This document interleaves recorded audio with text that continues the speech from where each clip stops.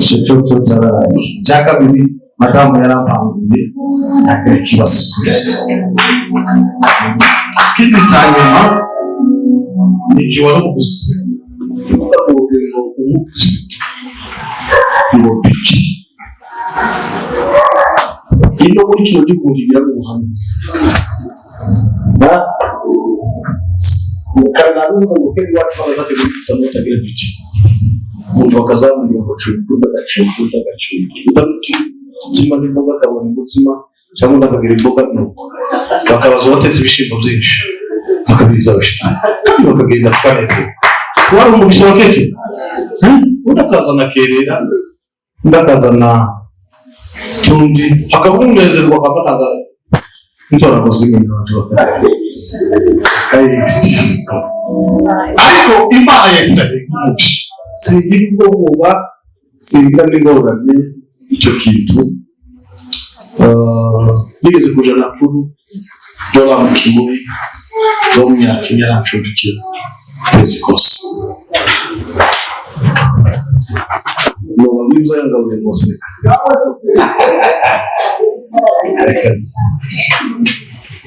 nige wari warya sukuma wiki na voka n'uyu mutsima wawe wenda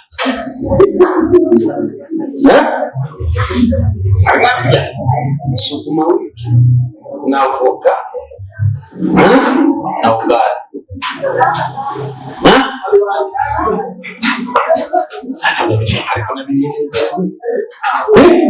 icyo kuko gitanga mu mutima utuze byo baho ni inshuti n'umugore witwa Suzana ni inshuti zanjye biteye ubwoba n'abahungu be babiri kubera nagaza ngo ibintu wese aramusi yatumiye arambwira kuvuga ubutumwa nagutumiye igiterane cy'icyumweru cyose usanga yateguye muri garage nta mukirisitu nta muntu n'umwe usibye umudije gusa ni ubwiriza bamare nawe akansiga kabiri amara kumyegereza kaja mu mujyi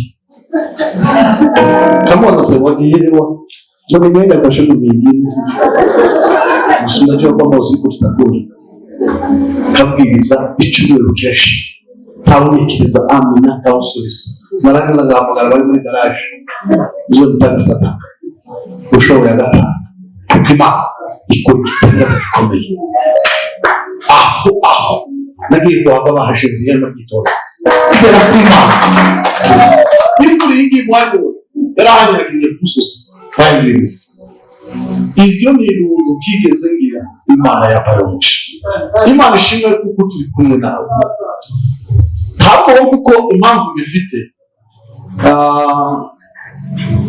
nuko nabwirije ku musozi ndasubwiriza no mu bantu barenga ibihumbi nabyo nabwirije kandi kurumva ko hari igihumbi gusa icyantangaje gusa ni ukunezerwa musa hano hano kwa Joseph tari ivuye mu rubaye masisi naraharamye ku musozi n'abantu ku musozi nta n'ingoma nta pompi ingoma rugoma turatarama buraca mu gitondo mu bice by'igitondo irimo haranye imodoka na rugoma mu gitondo baduga hasi kandi ahantu h'imoto n'urenze amasaha kandi mu misozi izamuka imanuka ntabwo ntangiye none se kuza ahise yo kuri paruwasi yo gutya byopera kurura waya imana igeze gusa n'abadamu bishimye cyane wogenda buri byose turi kumwe nawe agaciro twakabonye kandi twabishimye cyane niba uzamukunda tuzabana ariko burya hano kuri kuragenda ufite keza muri cyo guhagarara amagambo Niba kutumsha kwa mso. Ndio. Hakika sasa. Kwa hiyo kwa Korinto ni kusosa kipande ni kusosa kwa Korinto. Mungu tugenda tunawana. Tugenda kusikia Mungu tutungana na Mungu wangu. Kupingana na mambo ya tutalisa wangu. Ahubwo mbere y'Imana zigira imbaraga zo gusengera hamwe no gukunda hasi. Ibyo nibyo igiye guhagararaho bukeya kugira ngo soze ibikorwa cyangwa se ijambo twavuze mu gitondo. Bisaba kumva dushoboye kugaruka. Sibyo? N'ibikunda tukaza ariko tuzitanga yarabyemeye. Tuzabona nk'abatinda umwanya. Nawe tugusabira na ifamili uwe kugeza kesho kugira ngo bigende neza.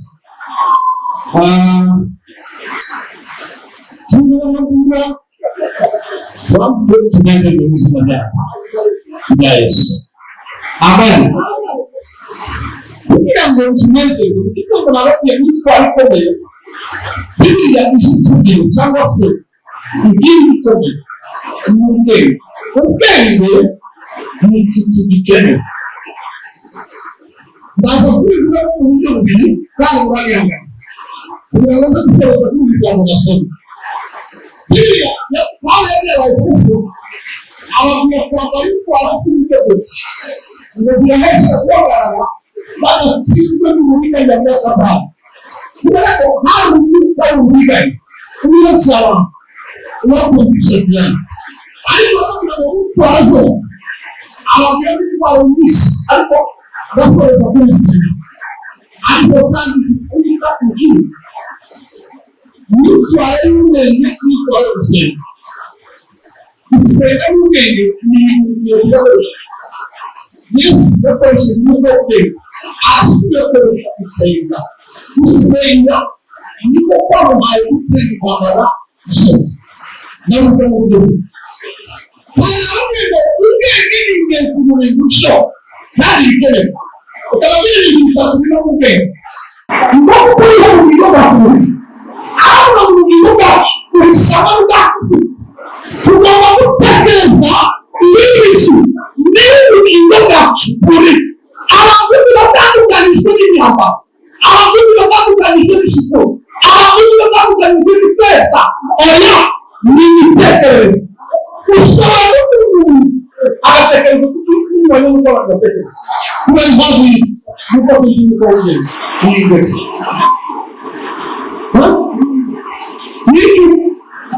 Ingezi. Para tudo música. Ingezi. Qual é que eu vou tirar o meu último? Já disse que eu sou agora que sou passou pela aplicação disso. Algo não tem o que saquear o livro de Jesus. Olha, algumas vezes a gente vai tratar do bem. Livros. Mulher me disse agora. Vai. Que a camada que se aí. Se a mulher não mira, ela não sube. Aí que se dá o livro. Ela não tem isso. Não é isso. Não tem isso. Não como dá. Não tem isso. Não ninguém prepara ninguém se motivou. Eu não maracati. Não precisa nazaki wa ni mbango. Ile sofi ya mtu. Ni kitu kama hapo ndio. Ndio wao ni bila yao. Ndio sasa.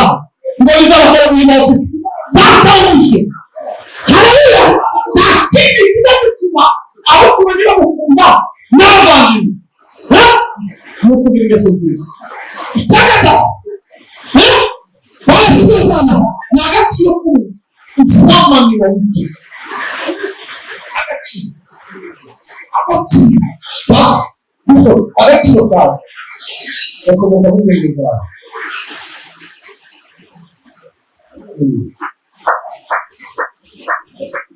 ndio mama usichozo.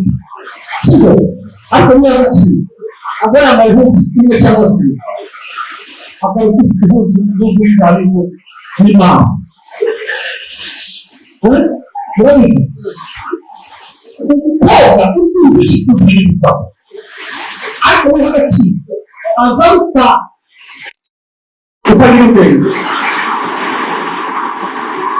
ukababaza akamutanga umwana ni koza kugira ni umwuka w'izina rya Yesu kuriya agaciro k'umukobwa kose n'ingano ariko kitashobora kwambukana ni ukwegera ubona nawe kose kwisi ntukaze kwambukana kuri n'agaciro nta muntu wegera agaciro bagomba kubona aho yaza mu giti cyose bakwiba agaciro abakozi b'Imana kwicara kwira agaciro mu migendere kwira agaciro mu bintu byose kwira agaciro mu mago kwira agaciro ntukavugana na mugenzi wawe ntukazumurire ntuzubirebe uvuge n'ibyo byose ngo agaciro ariko ngo agaciro hari icyo ndabona hari ibyo ndabona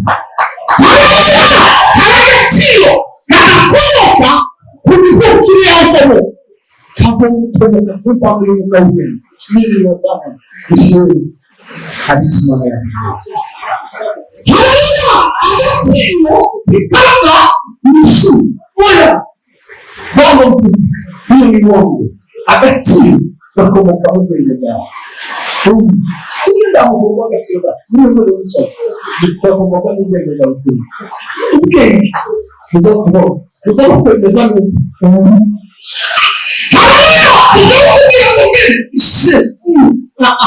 Ijoro waba oya ngomba kwifata kigira gaciro kuriya mama w'itorero ntamwigese no kuyagaciro ntabadamu bari uzabageraho wiki wagamanga cyane basaba myani mu gihe sama muri hagaciro abakozi ntabwo uri umuhanga n'abantu benshi kubera agaciro kutamwihewe iyo mwiyumvise ko muhora abakozi sisi muri bacu ni lazima kuteshima ni agaciro hari ibiki itorero ryabo mwese agaciro gakomoka mu bitego n'indege n'ukumurwa ukumurwa niko agaciro cya kabiri babiri bitatu umwuka w'ubwenge aza kwigisha icya mbere waza kwigisha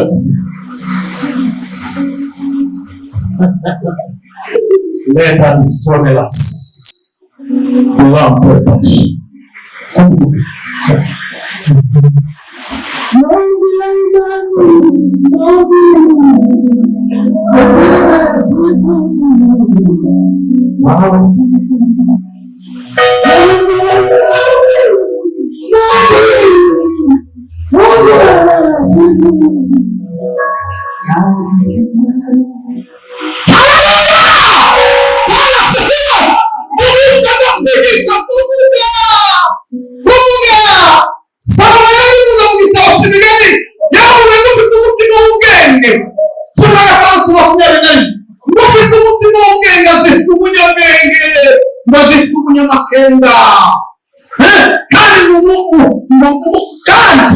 ururimi ruryoshya amagambo rurungura kwiga makumyabiri na kane ubwenge burangira ku isoko y'ubumenyi ariko ikibazo abapfapfa ni ubupfu bwawe makumyabiri na gatatu niho hazanezeza hazavuga ngo ubupfu bw'ubwenge ngo bigishuri ngo kandi bunyurwe mu buryo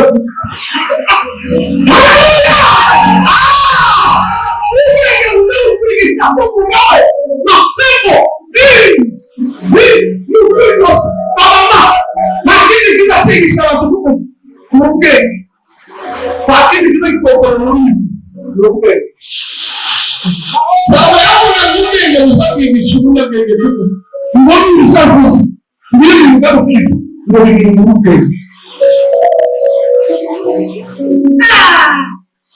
urasema seno uzubanza wika ubwenge wige kuvuga amagambo avuga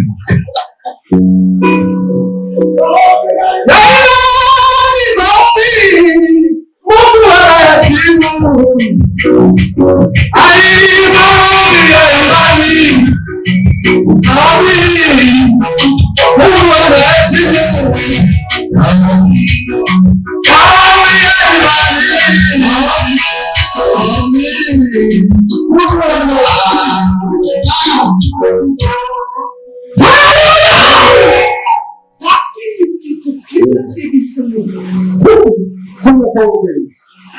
Ile kutinda uko leo kwenda wale vile kama mafuta ni kazi pikondo mrugo azabu tamuka bahu kama wale kitu ya kufuna nichaka kusubiri uko basi kichaji wa kitu utacha na kitu wa kitu kichaji mama wewe hachunguka umegana kuishi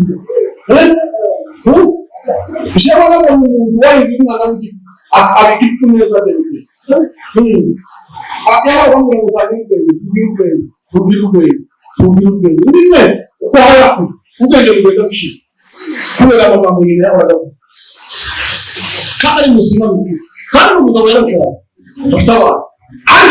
Ni uwezo ni mwenyewe kandi kiko mkule kile. Yapo kwa shule. Kwa kitu ni mwana kizuni. Kweli abaye cyangwa ngo kumurekuye kandi mbere umwana wawe ni mbere ari amagambo y'umunyabwenge ubaza mu mbere abantu benshi igipimo cyo cyatse kuzaba tubire amagambo wawe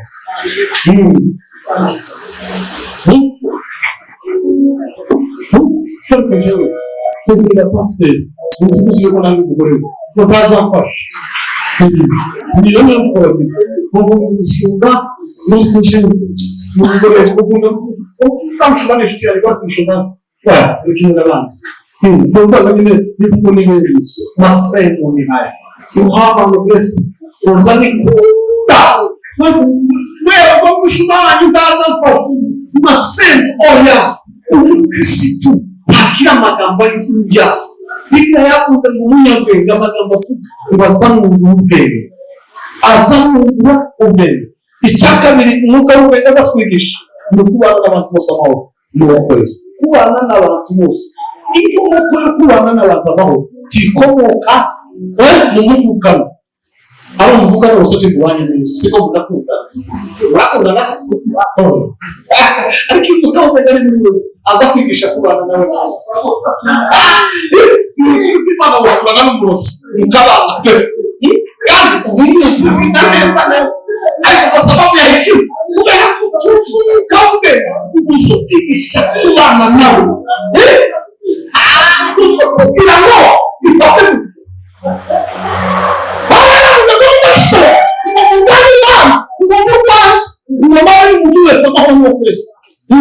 Tugire umwete wo kubana n'abantu bose amahoro no kugufashisha ariko yewe bose Imana ikoze bavugisha ngo nzamubwira umugore yimusi nzamubwira ngo sinkaba icyo kurya musi abana b'abaturage bashoje mbona ibigite kukiyarana izo umuti usubya ntabagara ngawe cyangwa kuvuga ngo mubonye gusa mukagiye bari kurisha ngo irashaje ngo bayitwize dufite abakristo babayisa dufite abana badafite oya nzababwira ngo ya namenye ibanga nasanze umwenda wanjye kuko ufite wirusha kandi uzuza mu busabane bwiza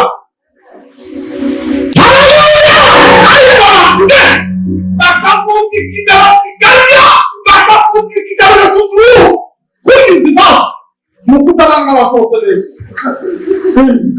kukatikara kumaza bamubwira abakesi bana babika amatabuja sinshaka baho akamangura nayo yashitse nayo abagenzi akazi y'abaturuka kubera impano y'umwuka mwiza wo kubana n'abantu agahengereza akamenya mwana ko washonje babiri babura kibajajisha akambuwe kwanakawe tubimeze neza akitwikisha ariko mwe ngo twabakisi warangize kwanaka bashonje bahetse zaranze iwawe uramena kukira wayo ngo mimi Bibi yavuga mu mutwe aza twigisha kubana n'abantu bose amahoro akakubwira ngo niba bishobotse umuturage wawe jewe mbana n'umugabo we cyakora aramuze mu bitabo cyane tubana nawe aza gitondo kimwe akaza kutoka mu gitondo akaba ngo mama ngusikiye wako bagatu Chapa kwa matendo kipata kwa mwanzo. Mchungaji mkuu. Mbona? Asa tukasaki. Kama ndio. Asambira ngorode baba yako. Kuko nabubale musume ejo mu ndabase kumwe cyane. Ba musura kwa rwana. Bimeze nka nikara muhamagara ni akuvira navuga ngo ukire pamoja na pastor kuti wakuna shida hapa kufa kitu. Nimbana ni kwende. Nimbana ni kikuliwe. Serious. Ndio pastor. Ngo kukira kwa pastor. Asa kwende tubani yes. Kitu naki zanishisha kuri. Nari mfite umutubanye akagaruka gahunde kabaka kagawe nata. Kadafite umutima mwiza. Yaho katagishije kuri Islam. Umukambira kwiga kubana nawe neza. Nakoze kintu cy'ubupagani. Menya psychology icyakunda. Cyangwa kundizo. Ubicu. Kama mwalimu mtatechu kumi ya kwanza. Arali. Aramu ngabaituna, aracheche. Wote abirabanje. Wakuna mpaka mzuri kama mtafiti. Akora matesi. Wote ushina na mtu mwingine. Naomba mitimu yos nabashaka tusenge. Baracuka mu gitongera na barabara. Biba musenge bategereje. Baravuga ngo tubishirikisha. Ukupe ni hiti. Nawe ngo uce ko nibo bambere babutashe bitego. Ejo bundi muri katero bira baturanye ngo umuhagi ati mukunda kwiga no kwishira abanza. Abisuje na pastor. Nazo gutwika. Tuzumutwika. Ukuvuga ko umudahari nibo bariziriza. Nibo ngibi. Bazaza akamanga mtakula lipi. Ndio kwezo tu. Akata kameze. Nikamubwire ngo iyo mutatuzu mukaombere. Uzawiga kubana n'abakurusi. Abahoro no kwezo. Kandi bwo utumye. Abatumira. Musige kugendana nabo. Ni murangiza muri uko zabiza.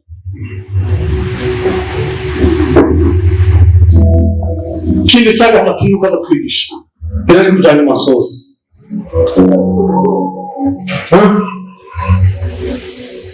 Mwuka w'ubwenge aza tuhakomeye. Ese nasanze ngo ndakengo abantu benshi bikumana y'imana byose yaramwimunaga y'ubwoko bwanjye ukandi sikiriya bugaye nasanze basho biriya ingorane mu gutunga no kuba tutasi kandi kumenya si ubutunzi si ukumenya kwiga si ukumenya kubara amafaranga si ukumenya ibintu bisanzwe muzi ubwo muje muzi umuhanga cyane rero nizero aho wese agiye kubigiye kwese aravuga imana y'umwuka w'ubwenge ubahe kumenya cyane kumenya ibyo mwinjiza kuyabaha cyakabiri n'ubutunzi bw'ubwiza bw'imana izaragamije cyakabiri n'ubwiza bw'imbaraga utagira akagera muhanga we aravuga mu mana ubu ni bwo bubiri aravuga ngo ubugingo sekere n'ubukuru kumenya imana n'ubugeni kumenya ubuzima imibereho yo kubaho si ugutunga ijambo si ukwitwa ko bananiwe si ukuja muri kanada no kumenya imana nizo bukiri niyo mahoro ikindi arabanza kumenya yesu kristo kumenya yesu wakomotse mu ijambo rwagati yesu kristo bavandimwe umwuka w'ubwenge aza kwigisha kwiga cyane no kubwira isoza bituma gusengera abantu mu izina rya yesu kizagisha ubuzima bwose yesu aragenda akora ibitangaza bibagarika urukundo rw'umunsi aravuga ngo bitaje bibamenye ibanga aravuga ngo subira inyuma hombi azamuka ku musozi ubamare babwira abishwa ati ikintu mbonye hano kitari ubwoba none mureke babwire si ibanga mu gusenga. Bibiri iravuga ngo barasenga. Urabona birapimpa n'ayo nako aravuga ngo mukanguke mushuke musenge. Imbere yanyu hari akaga, hano hanze hari uburiganya. Nasanze isi ya none yishwe n'uburiganya bubyanze, ahubwo ngo musenge mutagwa mu moshi, musenge mutagwa mu moshi. Isengesho ni itwaro, ni ibifuniko, ni igitwikirizo cy'umukristo.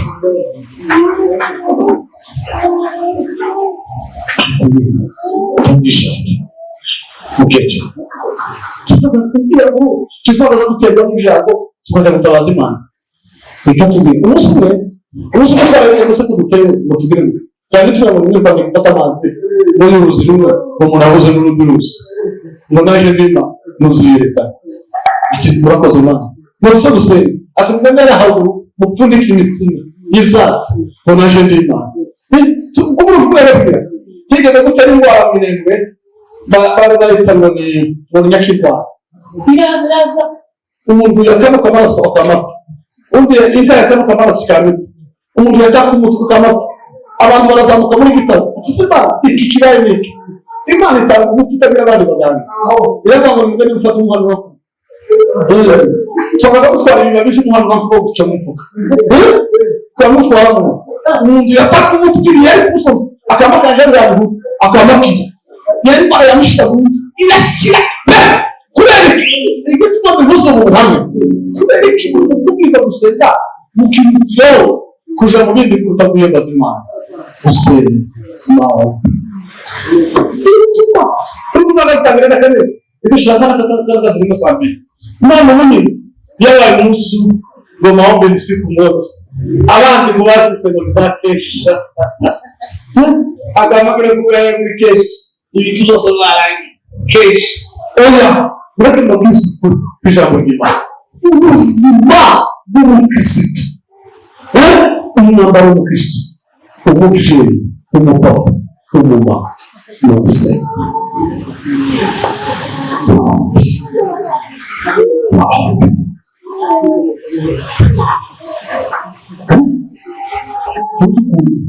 ukwije by'ubwo mugasenga neza hari ibintu byose ufite mu kanzu uzona bacika bifati muzi ibitego bitagagurirwa murabizi umutego w'igitagagurirwa niyo mutego nicyo kiri imbaraga ariko kiza gisumba umuntu iyo uje ku maso uzumva nk'ibintu byakuzenzeho ukavuga usanga umutungo w'agakora n'ibiki wabuze uburyo kandi wabigira gute wareba umutungo itubwiye gute ariko kugira waduteze ke uba wagufatishije habaga ibintu bameze ko baza bakuza umurongo wagira ngo urashikika bikanga ariko umuti wacu no gusenga maombi nisera gusenga nitwa mu buzima Kristo yakinze akamenya hari ubuzima bumwe hari ibintu bimwe hari ibintu batagomba kubica nk'uko cyangwa gusenga tugomba kubica n'ubuzima bitubamo kandi yaravuga bavuga ngo uje mu zima ngo akamananira kabeze iyo yihora ubuzima akanezerwa n'amabizima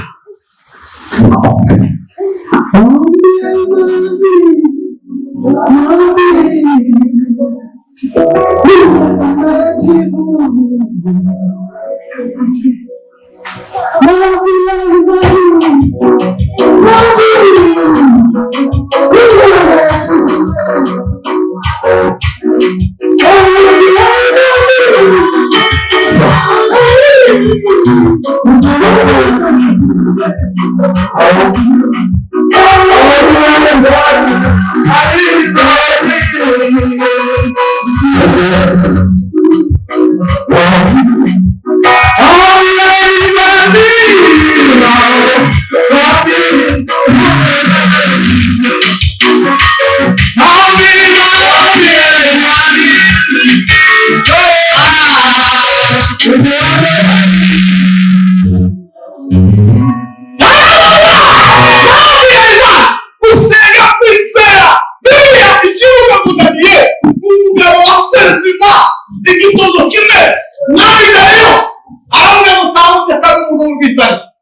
Singatie linasohoka. Basi nawapeleka sasa hivi. Salamu ngo Daniel ngo twitegereje abamwe n'abafesi dahimu. Kandi abo bari bagenzi biwe bari bamugambanya. Bamushira ibiso biri navuga ngo bamugirina. Bashamu amasaho. Baravuga ngo Daniel agomba kubera ngo bari basenze Imana yabo bari bise. Ariko Bibiliya ishize neza. Daniel ngamaze kumenya ko rwandiko rwashyize umukono. Isa aho mbese yabugani. Imana yohereje abayobozi.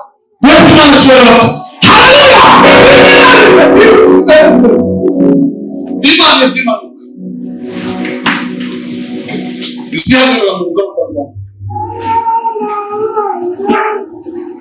Isima ukabukirasha. Imana zisangao. Itaki kure. Masa sana kwa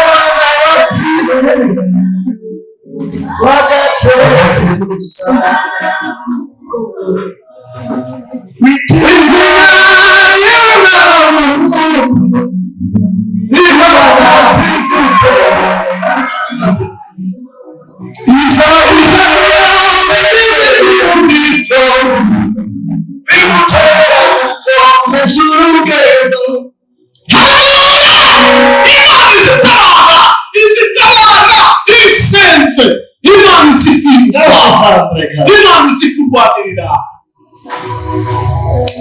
Hakuru ibishimuga y'ibyaga batatu sakaka n'amashakira bidebe.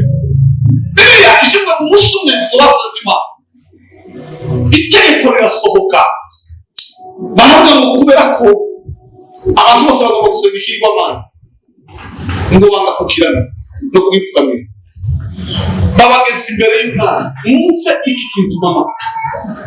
Bibiliya ngo babase ikibazo umwana arababwira ngo se ko mwanze kuramya igishushanyo cy'umwami ni Imana mwizeye ishobora kubakora amaboko yawe.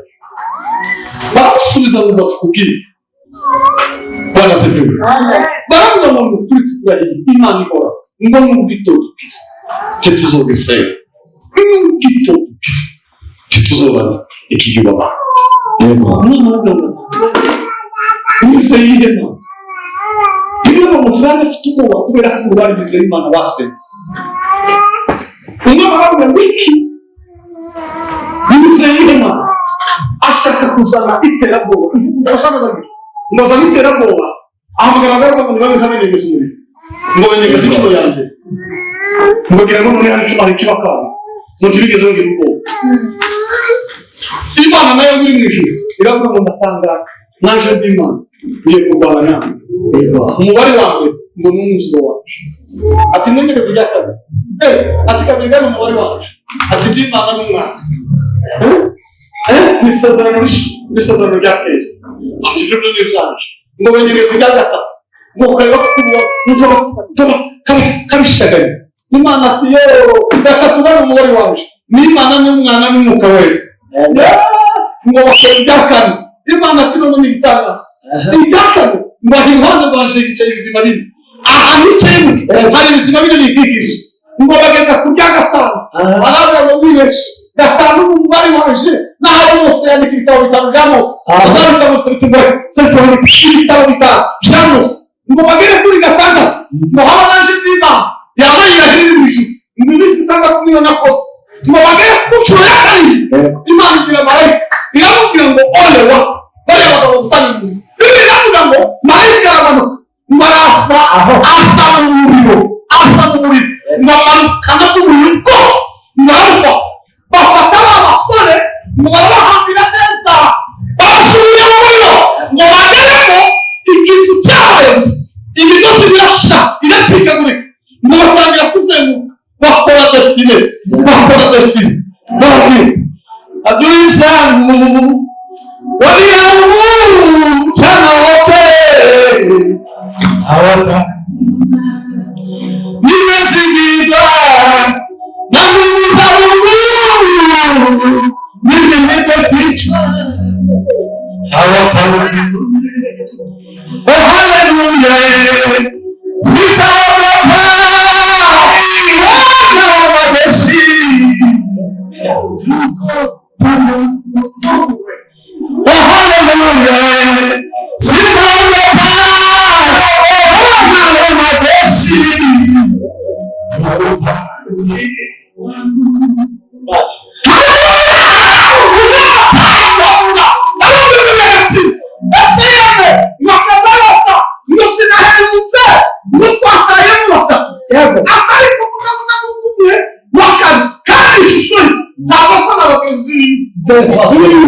ngo afite ishusho y'amatangira kuvuga turasa n'umwana w'Imana mwarandika bavuga ngo noneho kugira ngo dushibuke amakeke nimubahamagara ngo ategeka ko babakura barabaza ngo babageze iruhande n'ibirabo ngo bakaza bindukiriza imyenda yabo ngo bategere muhura n'umutsi wobanuka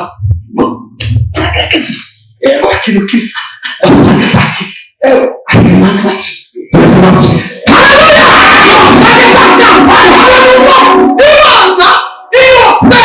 izisanga mu bibazo izayivanga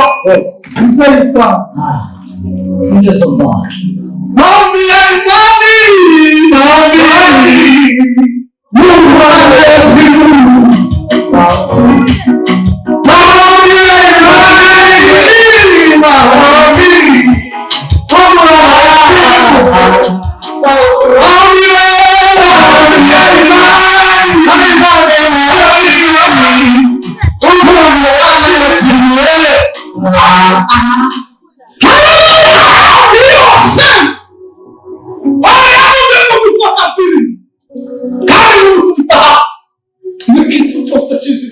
Yego. ngo nibishaka gutekereza ngo kurwanya Imana ngo kandi ngo zose tuba twigomorera Kristo ngo nubwo tugendaga abantu nubwo twambaye umubiri wacu n'ibitwaro zacu urusekiza abantu imbere y'Imana zigira imbaraga imbere y'abanyabwiriza imbere y'abanyantegenke imbere y'abaganiza Imana bazababigaya bakavuga ngo ariko se nawe yigeze uko se tumenye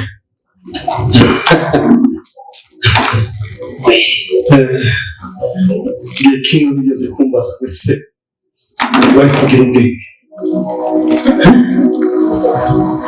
kugira ubwenge kugenda birukiye inyuma y'abantu buri twese nabwira ngo hatabika imbere inyuma y'abantu ariko Imana ishimwe kuko ari Imana urabona ko bifite rwose tuje ubuje ncecetse mundebesha ijisho ry'umubiri ukabona ko ibyo bigeze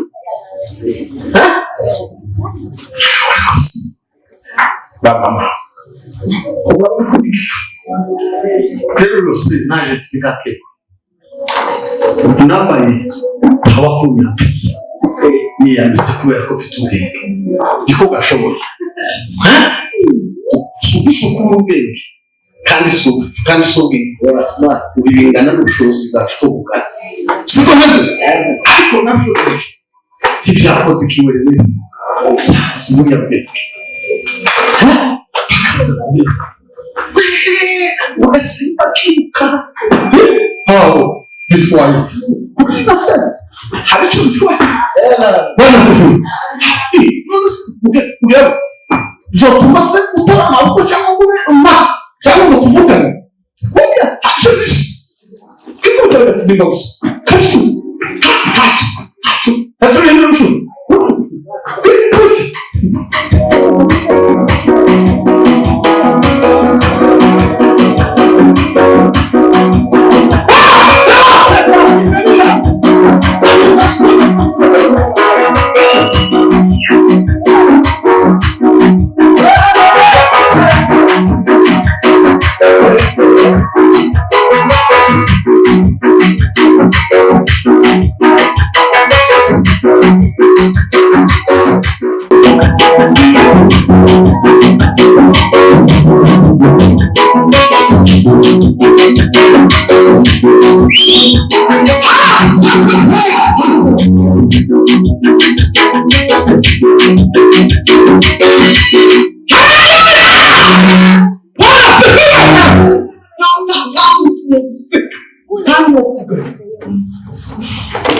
ariko musohoka nambaye ishusho y'isi abantu bose bone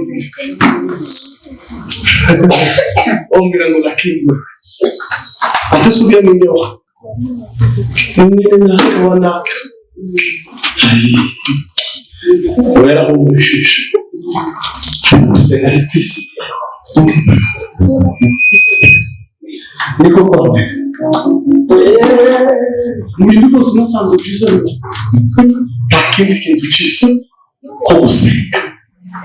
Iyo usenze Imana izi kwambika umwambaro w'ubwiza, Imana izi gusubiza, Imana izi kureba ibintu byose ikabizingazinga, izi kuvuganira, izi gupima agaciro, izi gukomeza, izi guha igitinyiro, izi kwambika igikundiro, ikakwambika imbaraga, ikaguhuza n'abakomeye, ikakugeza ku ntebe hasi, ukagera mu nzego itwazajya kuvuga umunsi umwe w'umutegarugori ugira yaravuze ngo kandege iva ku isi ngo atigeze ngo ataragenderamo ngo kandi ibyo bikomoye ku kindi ngo kubera ko yasenze indege yose ku isi ngo VIP zose ngo yazigendeyemo ndamubwira Imana ikwese umugisha urandushije arama ikindi ngo nta hoteli ihenze iba ngo atarararamo ngo ibaho nziza muri iyo bikuye kubera ishuri ryinshi hari abandi bize kurusha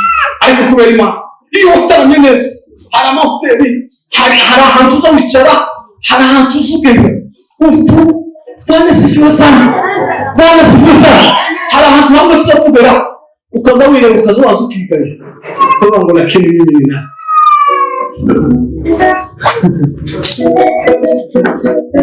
basubiza ibitekerezo kabone niba abantu bamwe bari kubonye hose makombe gusenga ibyo byiza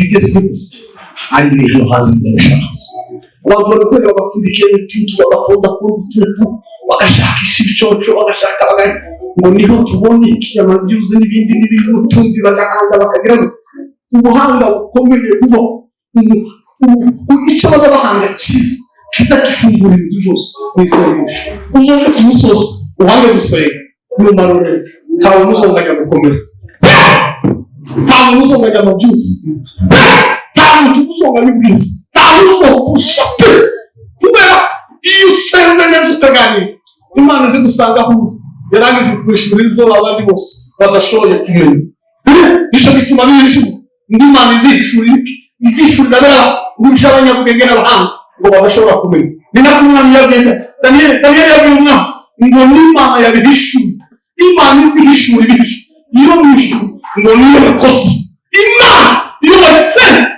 Imana kufungura izifungura ijuru rigakinguka ikakubwira ngo ngaya makuru izobwira uwo ari wese abantu bayo kurusha ikofu ngo nizo zisigaye zihindutse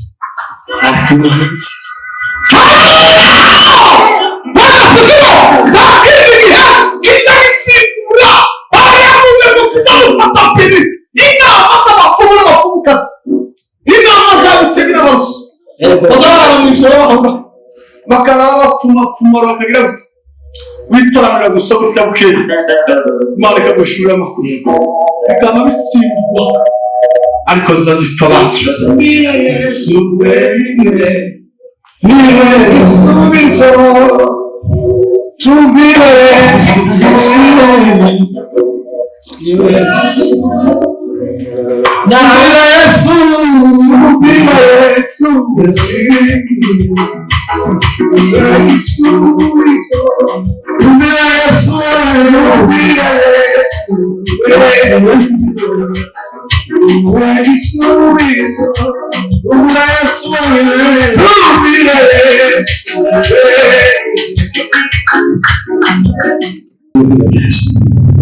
tugiye kurimba karimu kavuga ngo hakika Mungu ni mwema ametenda mambo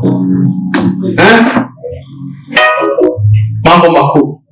Ni Mungu asiyefanya nini? Mwakazi hakika Mungu yani vesi wachigo hakika Mungu ni mwema ametenda mambo makuu. Ni Mungu asiyefanya nini? Asiyeishi. Imana yetu izigoma tukaba turi